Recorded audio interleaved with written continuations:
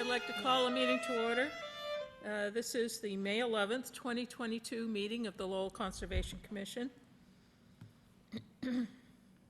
We start with continued business for Aravind Srinivasan. Recording in progress. DEP file number 60783. The project location is 87 Lafayette Street. It's a notice of intent to build a home on the property within the 100-year floodplain. We've had a letter from the proponent, and he's still getting all of the documents he needs together, so he's asked for a continuance to June 8th, 2022. Do I have a motion to that effect? I'll make a motion to continue to June 8th, 2022. Motion made, seconded? I'll second it. Seconded. All those in favor? Aye. Aye. Aye. Thank you. Okay, motion passes, so we won't be picking up that particular project again until June 8th meeting. Thank you for coming in. Thank you.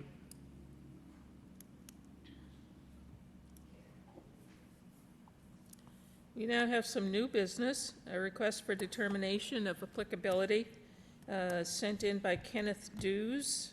The project location is 5157 Shirley Avenue. It's a proposal to clear vegetation within the 100-foot floodplain. You're here for that project. Can you step up to the podium, please, and identify yourself? Yes, I'm Kenneth Dews, 4 Melody Lane, Chelmsford, Mass. Okay. We're familiar with this particular property. It's been here a few times. Yep. And can you tell us what your proposal is? Just a little background, which you're aware of. 10 years ago, the lot was completely cleared, except for a few peripheral large trees. And the equipment they used to do that was excessive, I would say. It was big equipment, feller bunchers and bulldozers and what have you. And in any event, they left the ground completely bare. And eventually they went back and did plant some trees. However, the bare ground being fertile bottomland sprouted all sorts of invasives, and it is now almost impenetrable, full of Japanese knotweed. There's some bittersweet that's overtopping the trees that were planted, and grapes, and quite a bit of multiflora rose. So my proposal is to go and basically clear out all the invasives and basically compost it on site. I don't want to transport all that somewhere else and possibly spread the problem, but I think I can clear it out, take the vines out of the trees without damaging the small trees, and then basically, and there's a lot of trash in there too. That will allow me to get in there and clean out all the stuff that's been tossed there over the last 10 years. And how do you propose to accomplish this? What kind of tools? I'm going to use I have a small compact tractor with a grapple on it, which will allow me to basically just grab things and crunch them up, to use the technical term. But it has turf tires on it. It won't necessitate disturbing the soil to any large extent. And I anticipate that it's going to be an ongoing battle, especially with the knotweed, because it has deep roots that will continue to sprout. So I'm going to. What did you call the attachment on the tractor? It's a grapple. It's a thing that goes like this. Very satisfying. I've used it quite a bit, especially in multiflora rose, which makes those big, impenetrable, unapproachable almost. You can just grab something like that and pull it out in one piece, and then I'll just mash it down and make a fairly small pile, I think, once everything is pulled up. But if it's in the tree and you pull on it, well, you got to be a little careful because, and there's nothing huge. There's nothing like, but basically, if you can pull it out of the tree, the whole vine will come down in one piece, as long as you don't yank too hard and damage the tree or break limbs. And I've done that quite a bit. I'm on the land trust in Chelmsford, and we have an extensive problem in history with battling bittersweet and that sort of thing. So once everything's cleared out, it'll just be a matter of staying on top of it and not letting it get out of control again. Eventually, I hope to eliminate it completely, but it's a multi-year process, unless you want to either try to dig all the roots up or use herbicides or something, and I don't think that's necessary for that small area. Okay, so, we had a violation there, which you may have heard of Yep. some years ago, and you mentioned that the lot was completely cleared. That was the violation. Right. And there was a required replanting. So we're interested in not undoing that particular project that took us probably up to 5 years to get that. Yeah, I Well- went back in the archives and researched Yeah, what had happened, and I actually have a plan that shows each of the planted trees, but they're pretty obvious. They're all about 4 or 5 inches now, DBH, so yeah. at this point, I have no intention or need or desire to And, damage anything that's growing there, other than the crap that's taken over. well, so how much disturbance to the soil is this going to, like, would it be damaging tree roots when you're scraping with that tool? I don't have to, yeah, I realize most of the tree roots are shallow and right around the tree. I can avoid doing that.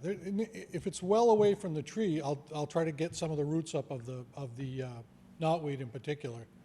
But you can't differentiate. I won't be ripping up the roots anywhere near any of the trees, because you're right, that would So, tip them over too. so some of this is And going to I'll have be to, doing it a lot by hand too, I imagine, Yeah. once I get it open enough.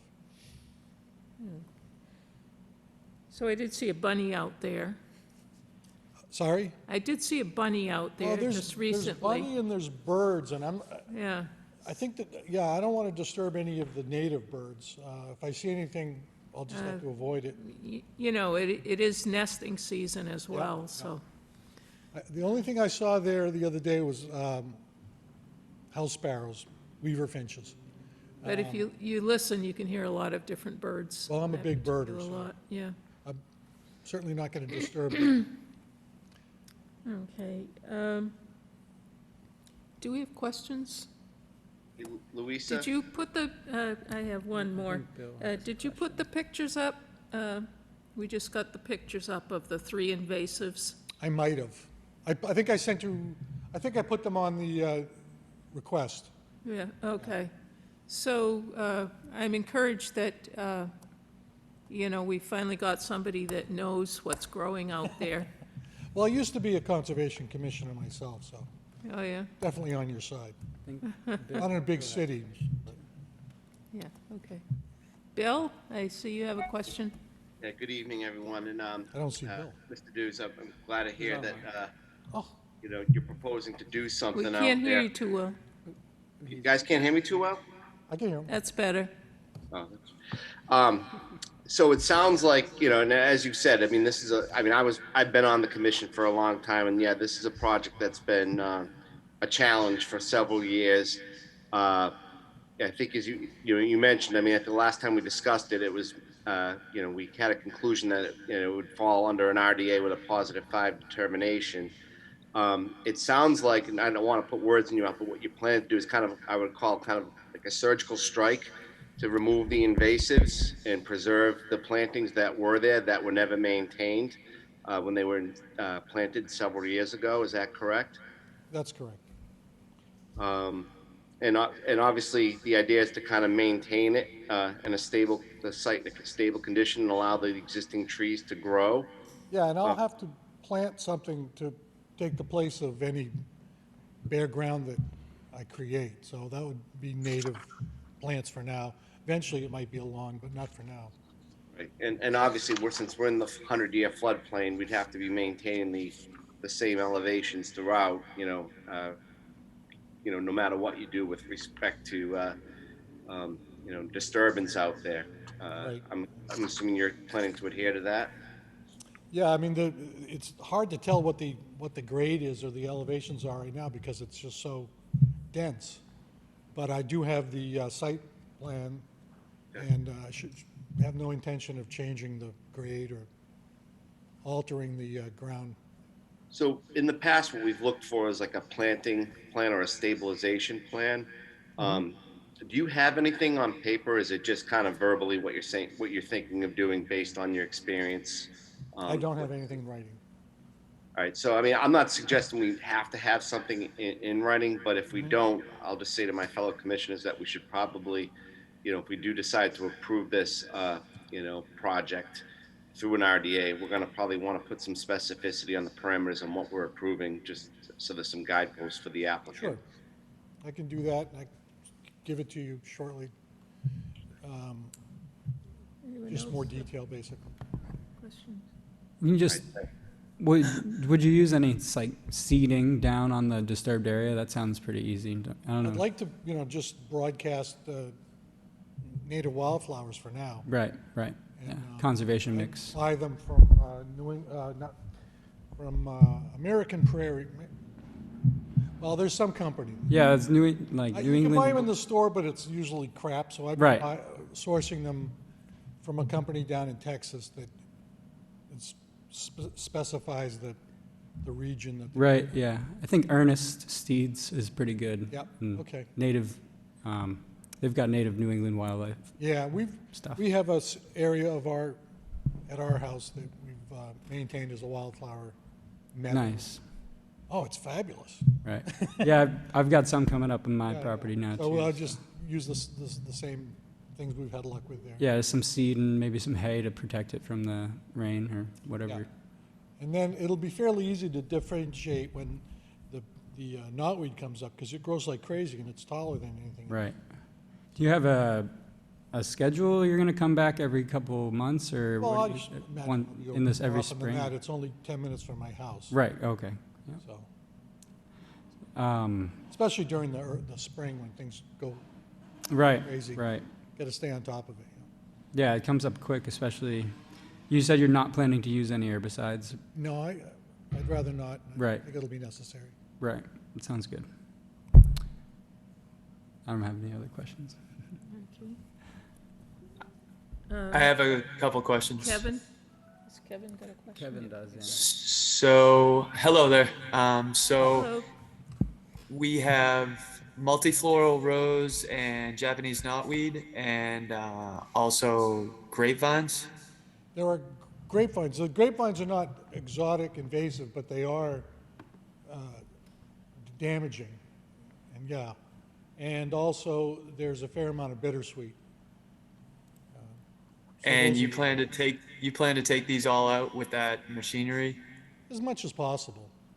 I'm not going to, the main thing is that it's about 80 to 90% knotweed, and that I want to be able to just sort of scrape it all up and pile it so it can't grow.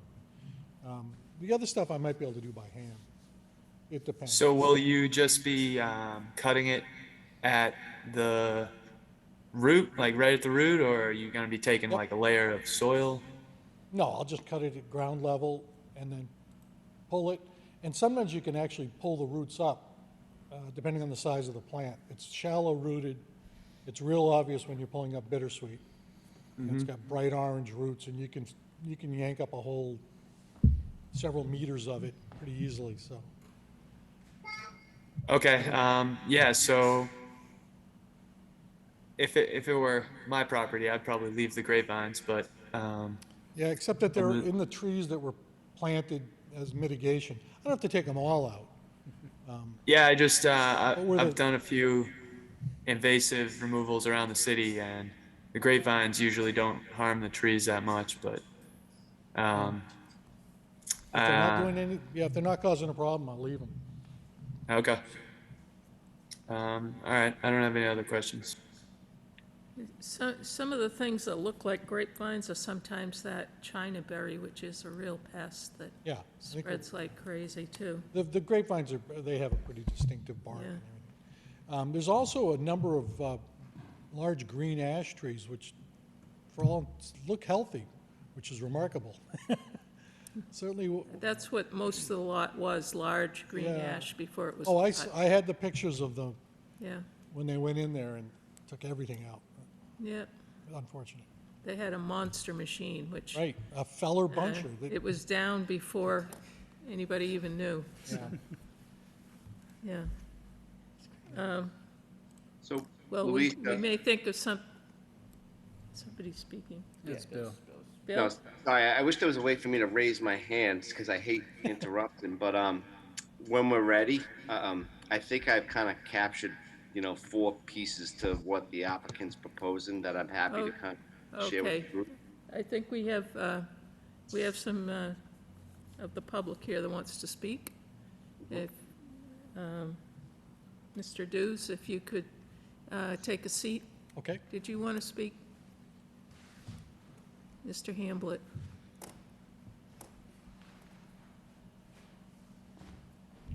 Good evening.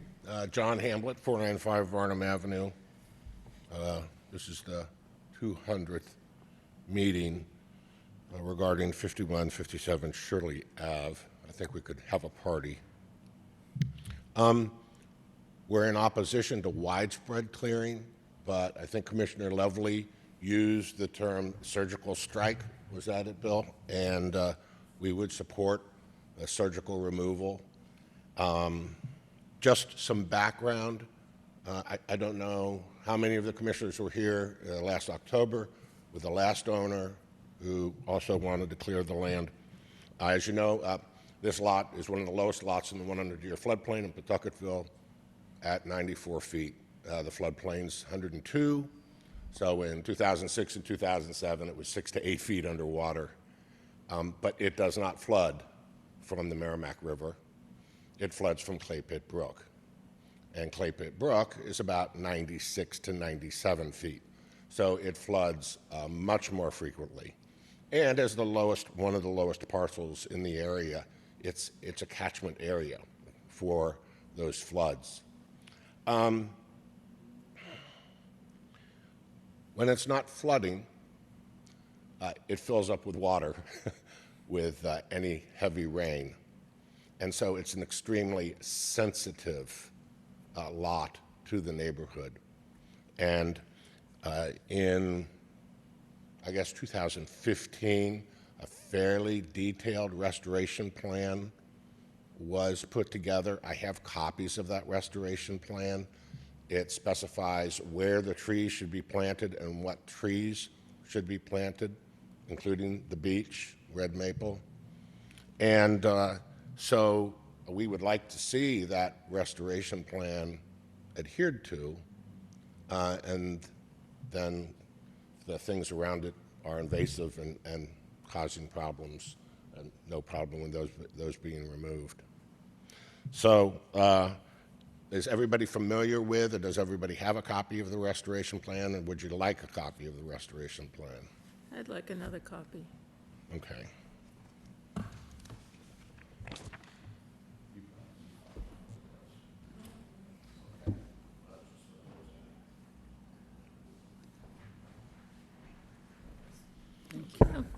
So the restoration plan and mitigation plan was a result of an enforcement order, and in the letter that accompanies this particular document, it didn't indicate that there was any expiry of that restoration plan.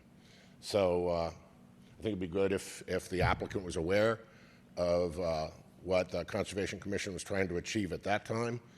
I think Commissioner Lovely and Chairperson Varnum were on the commission at that time. I don't know if anybody else was or recalls. So, in short, selective cutting, but be aware of the sensitivity of this particular, or I should say these two parcels, 51 and 57. So there have been about 4 owners in the last 5 or 6 years, and one owner actually split them into 51 and 57, and then the next owner joined them back together. So I think it's all one lot now, 51, 57.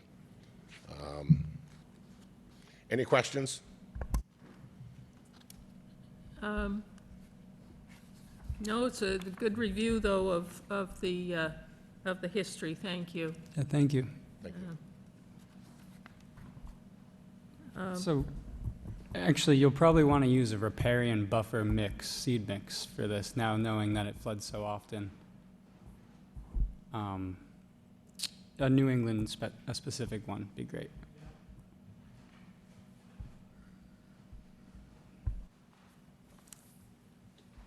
Chairwoman Barnum? It's Kevin. I just have one comment. Okay, there he is.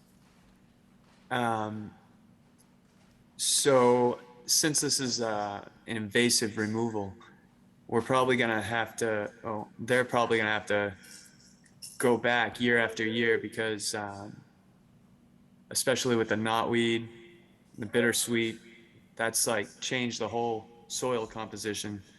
So just doing one clear cut without any herbicides or anything, that probably, I mean, it's just going to grow back the next year. So I'm not sure what we should, I just kind of wanted to throw that out there. Not sure how we should move forward because I'm assuming the next season all of those invasives will be sprouting again.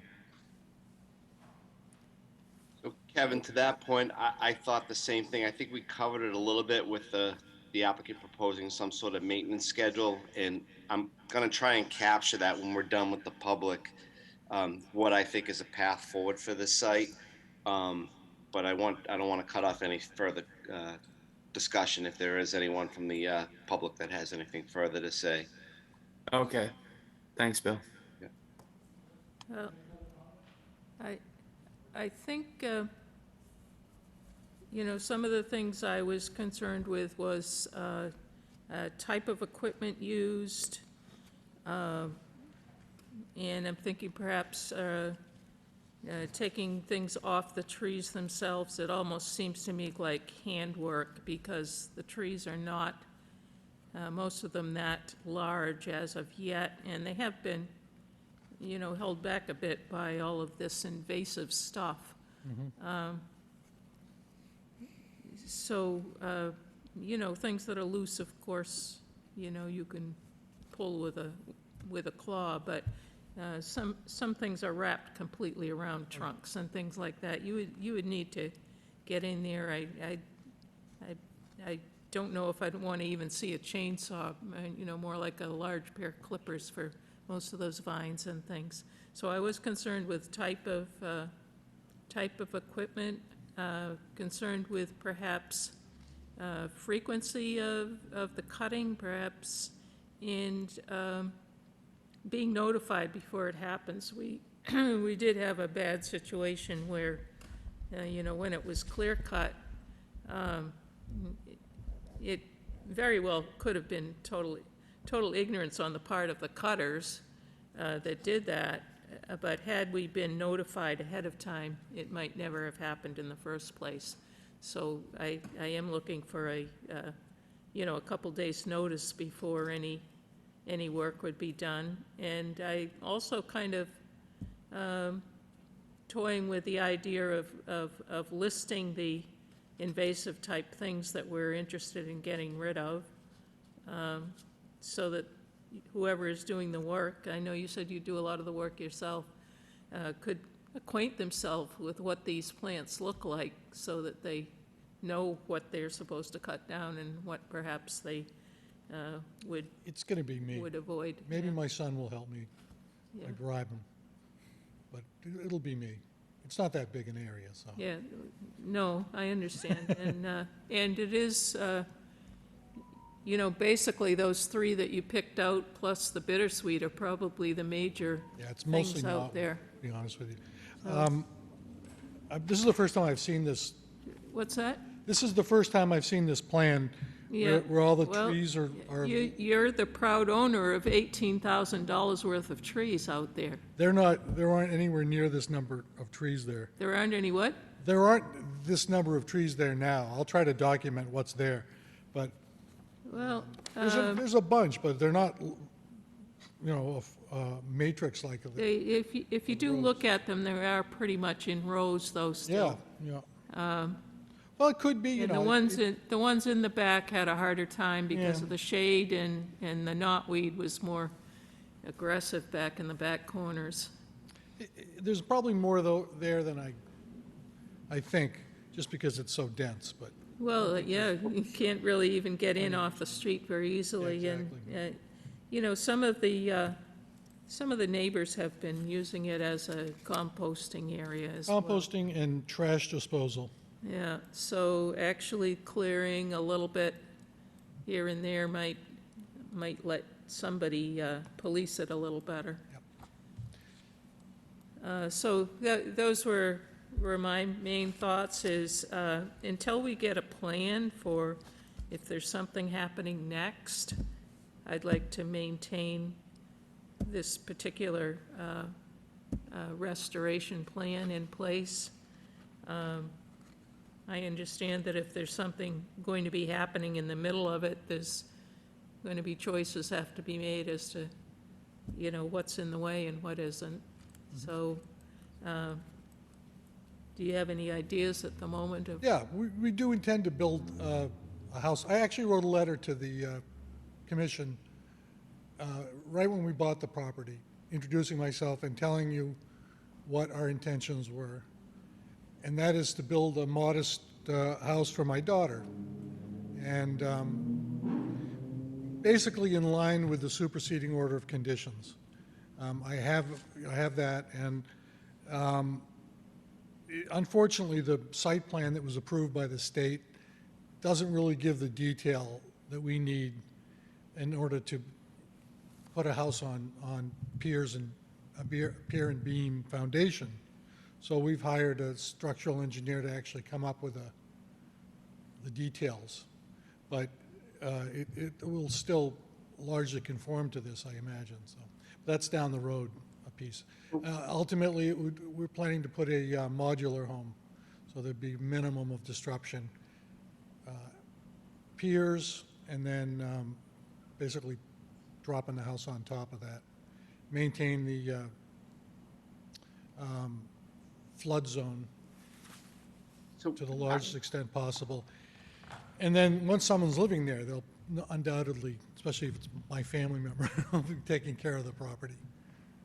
so So would you be reapplying Yes. for a new, with a new notice of intent? Yes.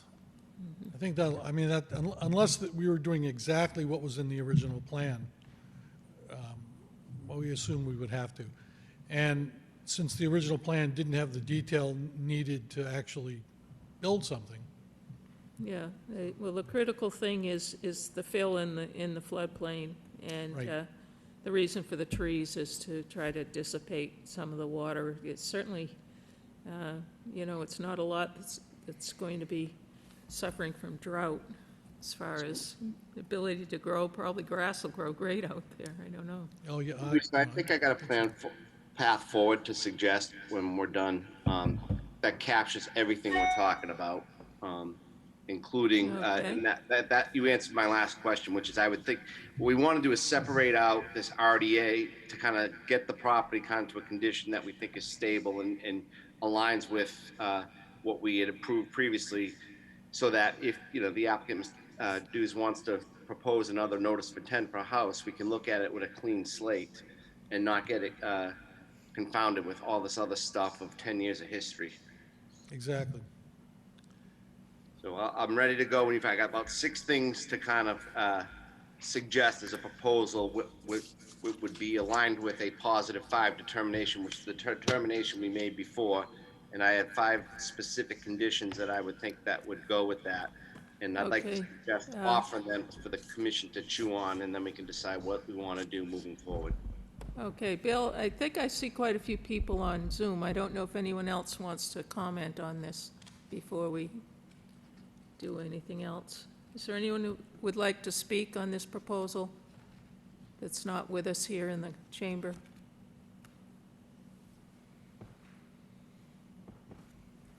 I do not. I'm still participating, but I don't have anything to say at this time. Thank you.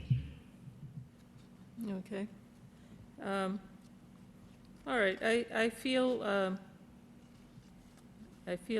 little bit like this lot is in need of some care, and I think Mr. Dews is on the right track as far as what he's proposing, and seems to know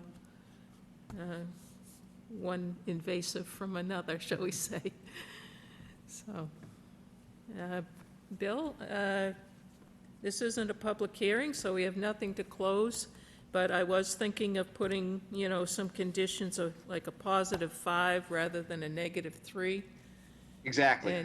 and putting conditions in there. So what have you got to All right, so suggest, Bill? let me give it my best shot, and I agree, Louisa, and I think that's consistent with the last time we discussed this project. We did issue a +5 determination. I would suggest we go forward with a subsequent +5 determination, and the conditions that I would include in that would be, I don't know who's worked for the city tonight to take notes, but Pete, is it you tonight?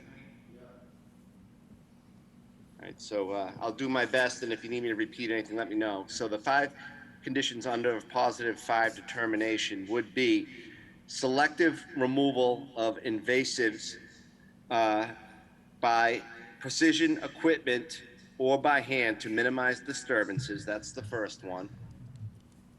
2, if I heard it correctly, on-site chipping and placement of chipped material on-site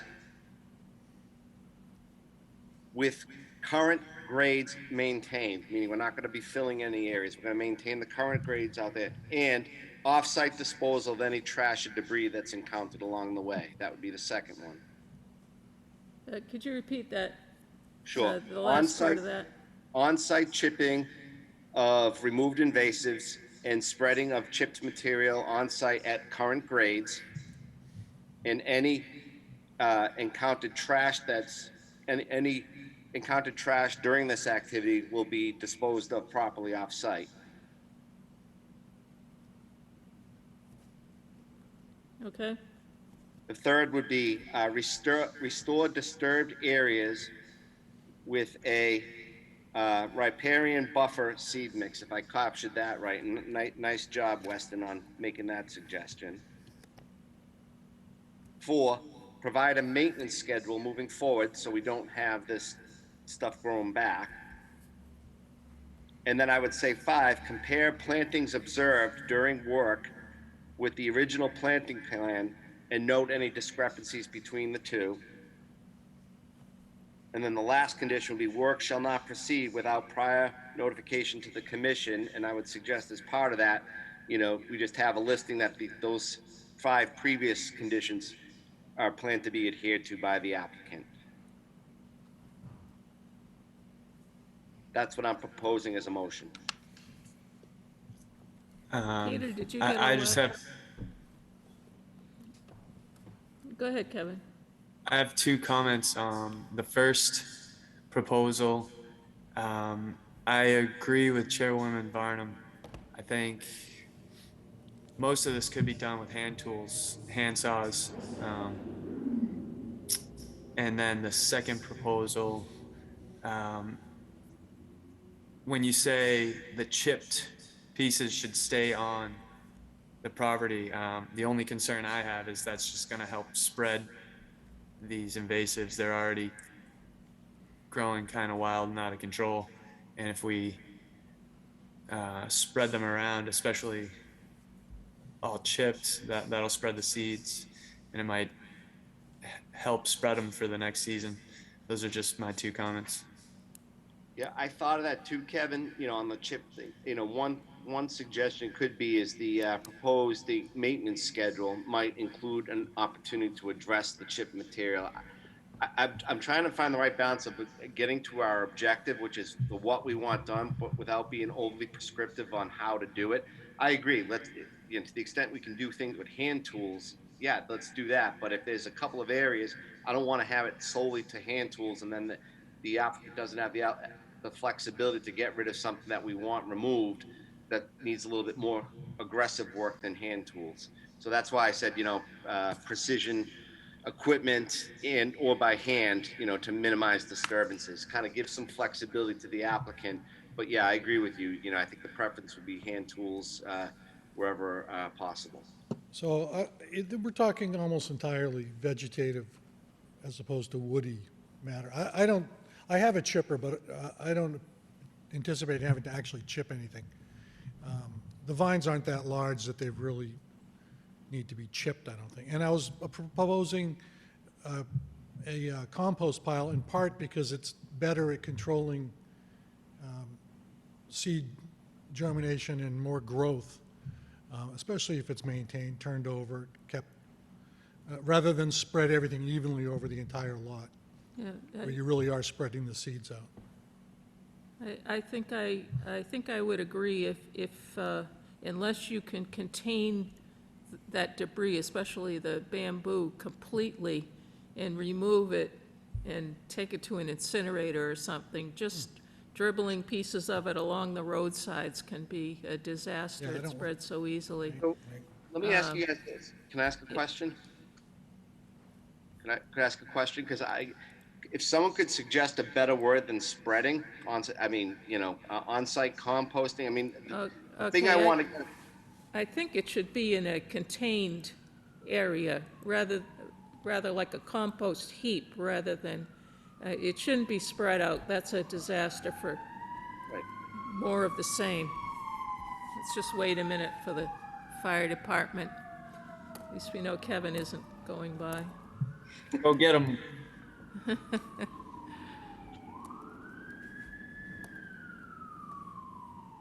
So, not knowing how much debris this is going to consist of once it's chipped or composted, the other concern would be that, at some point, after it's no longer living, you'd have to consider it fill in the floodplain as well. So it is a problem. It's, when you buy soil, sometimes it's contaminated and this stuff is taken place to place. I would be more inclined to keep it on site there, but in a contained area, not spread across the backyard, so to speak. He proposed a compost pile, Yeah, right? Yeah, yeah. I think that'll work I well, right? I believe that, and I run a little compost operation at home. I believe that it'll break down to very small volume once everything, if it's, Yeah. Yeah, in the sun and. yeah, and, if I have to water it, I'll do that. I know, over the winter, those bamboo shoots really just turn to paper almost. Almost, right. It's, Okay, well, Bill, I think this pretty much captures what I've heard were concerns tonight. Is there anything else that anybody, I know we don't have it word for word here, and Well, how about this, Louisa? Because the second one is the only one that I heard, maybe, I mischaracterized. So instead of on-site composting of removed invasives in a secured location, current grades shall be maintained, and then off-site disposal of any trash or rubbish encountered along the way. okay, Does that work for folks? yeah, I think that that's sounds great. that covers it. All right. And then, Peter, did you capture the rest of them from me, or do you need me to repeat anything?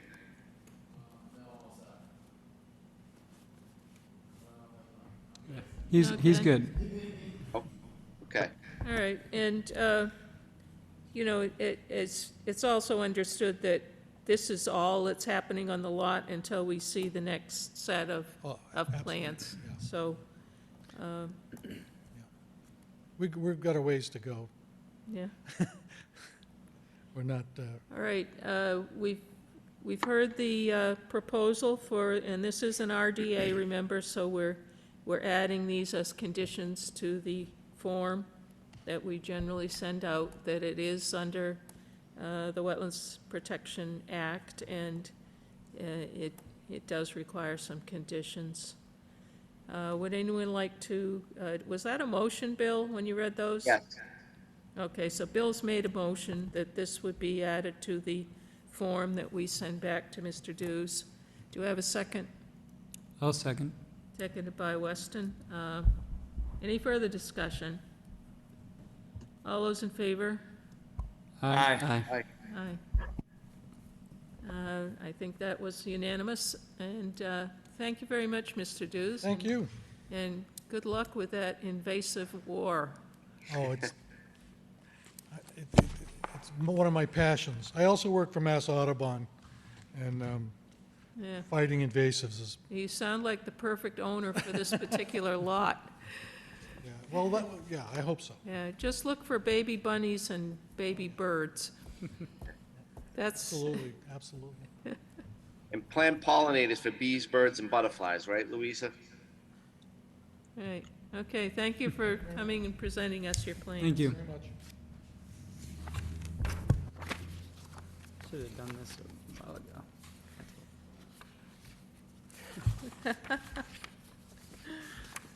Okay, so we only have the minutes left on our agenda. Would someone make a motion about the minutes? Yeah, I took a look at the minutes and they looked pretty good. So, Thank you. I'll make a motion to approve the, was it April 27th minutes? Okay, motion made to approve the minutes of April 27th, seconded by I'll second. Weston. All those in favor? Aye. Aye. Aye. Aye. Thank I'm you. abstaining since I wasn't here for the meeting. Is there any other business before the board tonight, Peter? Do we have an enforcement order to ratify or not yet? Okay. All right, well, that wraps up our meeting.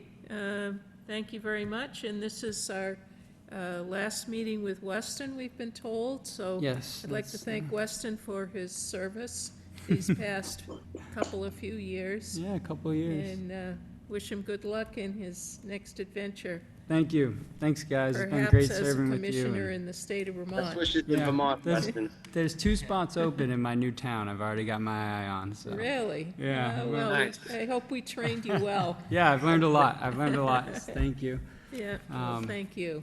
Should I make a motion to adjourn? Motion to adjourn, made by Weston, seconded by I'll second it. Harry. All those in favor?